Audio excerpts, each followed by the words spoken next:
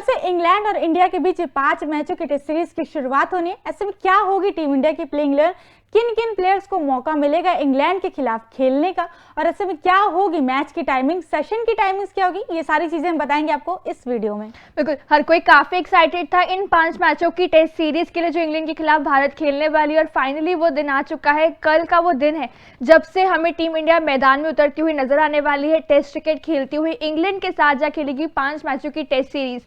और उसके लिए सबसे पहला सवाल है कि आखिर मुकाबला शुरू कब हो रहा है, जो तीनों सेशंस है उनकी टाइमिंग्स क्या है। ऐसे में पहले अगर सेशन की बात करें, उनकी टाइमिंग्स की बात करें, तो मुकाबला सुबह शुरू हो जाएगा 9:30 बजे। आप देख सकते हैं कि पहला सेशन 9:30 बजे से 11:30 बजे तक होने वाला है, फिर लंच हो जाएगा, फिर दूसरा सेशन शुरू होगा 12:10 पर, जहाँ पे 12:10 से 2:10 तक 2 घंटे का आपका दूसरा सेशन होगा। फिर आपका टी ब्रेक होगा, फिर तीसरा सेशन जो होगा वो 2:30 बजे शुरू होगा और 4:30 बजे तक मुकाबला चलने वाला है। ये तीनों सेशन है उनके टाइमिंग्स है। 9:30 बजे टीम इंडिया मैदान में उतरती हुई नजर आ जाएगी और 4:30 बजे तक पहला दिन यहाँ पे चलने वाला है।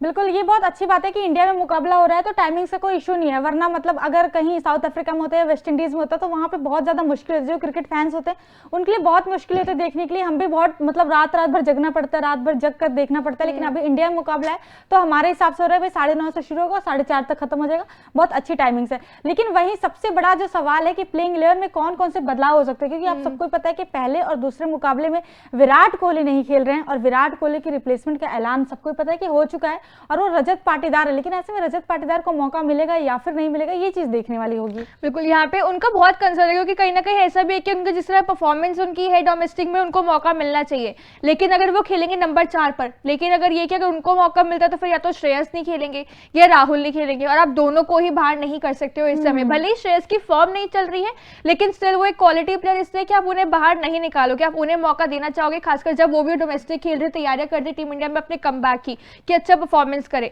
तो आप उन्हें मौका दोगे। ऐसे में पाटीदार का कहीं ना कहीं मुश्किल है। अब यहाँ पे एक कंसर्न ये है। दूसरा आपका कि विकेट कीपर कौन हो सकता है, के.एस. भरत या फिर ध्रुव जुरैल।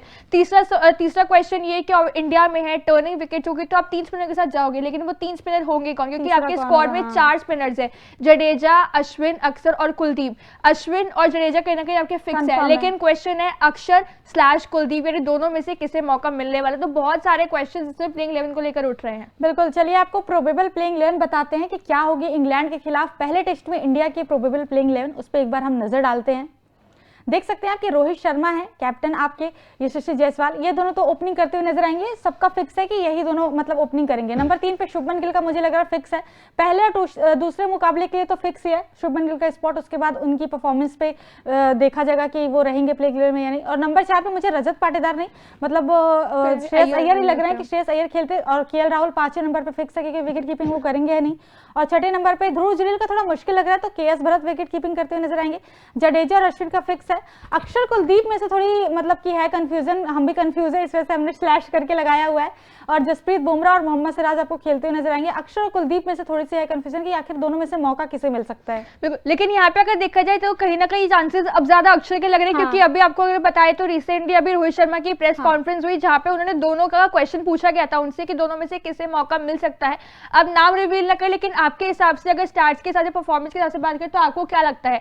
उन्होंने दोनों की तारीफ करी, लेकिन कहीं ना कहीं उनकी बात से लगता है कि वो हिंट दे रहे हैं कि कहीं ना कहीं अक्षर का पलड़ा ज्यादा भारी है, कि उन्हें मौका मिल सकता है एज कम्पेयर टू कुलदीप। शायद हो सकता है कि दूसरा टेस्ट का पता, लेकिन पहले टेस्ट में तो अभी फिलहाल अक्षर के साथ जा सकते हो, क्योंकि वो बैटिंग डेप्थ जो बढ़ाते हैं वो एक सबसे बड़ा प्लस पॉइंट है उनका। और आखिरी जो इंग्लैंड के साथ सीरीज हुई थी वहां पे उनके आंकड़े बहुत अच्छे थे, क्योंकि भारत में जब इंग्लैंड आई थी तब वहां पर अक्षर ने बहुत ही कमाल का प्रदर्शन दिखाया था ऑलराउंडर का, उनकी बॉलिंग से भी और बैटिंग से भी। तो ऐसे में अक्षर के चांसेस ज्यादा लग रहे हैं। तो कहीं ना कहीं हम कह सकते हैं कि अक्षर और कुलदीप में से अक्षर हमें खेलते हुए नजर आ सकते हैं। बिल्कुल, रोहित शर्मा ने ये भी बोला था कि मतलब कि अक्षर पटेल जिस हिसाब से कंसिस्टेंसी से इन कंडीशंस, उन्होंने बोलता है इन कंडीशन से जिस तरह से कंसिस्टेंसी से परफॉर्म कर रहे हैं बहुत काबिले तारीफ है। तो कहीं ना कहीं उनके इस बयान से लग रहा है कि शायद अक्षर पटेल खेल सकते हैं। और मुझे लगता है कंडीशंस की मांग भी यही है कि आप अक्षर पटेल के साथ जाइए, क्योंकि विकेट्स आपको वो निकाल के देंगे, फिर आपको बैटिंग डेप्थ देंगे। अगर आप कुलदीप के साथ जाएंगे तो डेफिनेटली उनके पास बहुत सारी वेरिएशन है, विकेट निकाल के वो आपको दे सकते हैं ऐसी कंडीशंस में, और उनको भी एक्सपीरियंस है ऐसी कंडीशंस का। ऐसा नहीं है कि ऐसी कंडीशंस में वो नहीं खेले हैं।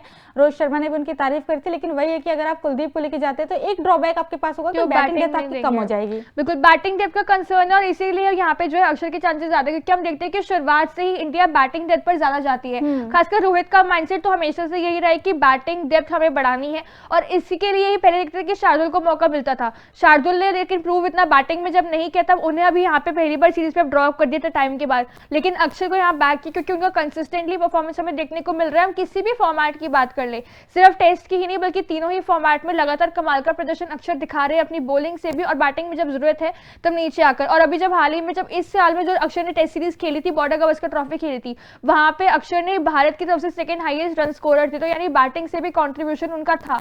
ऐसे में लगता है कि अक्षर ज्यादा के कहते कहीं ना कहीं किफायती जरूर हो सकते हैं। तो चांसेस आपके हैं कि अक्षर और कुलदीप की जो बड़ी डिबेट इस समय है स्क्वाड में, वो आपकी हो सकती है कि अक्षर को ज्यादा मौका वहां पे दिया जाएगा। बिल्कुल। बाकी आपकी क्या ओपिनियन है, आप अपने हिसाब से आपकी क्या प्लेइंग 11 है कि कौन कौन से प्लेयर जो है प्लेइंग 11 में खेल सकते हैं? कमेंट सेक्शन में कमेंट करके हमें जरूर बताएं, और साथ ही साथ तूफान स्पोर्ट्स को लाइक, शेयर एंड सब्सक्राइब करना बिल्कुल भी न भूलें।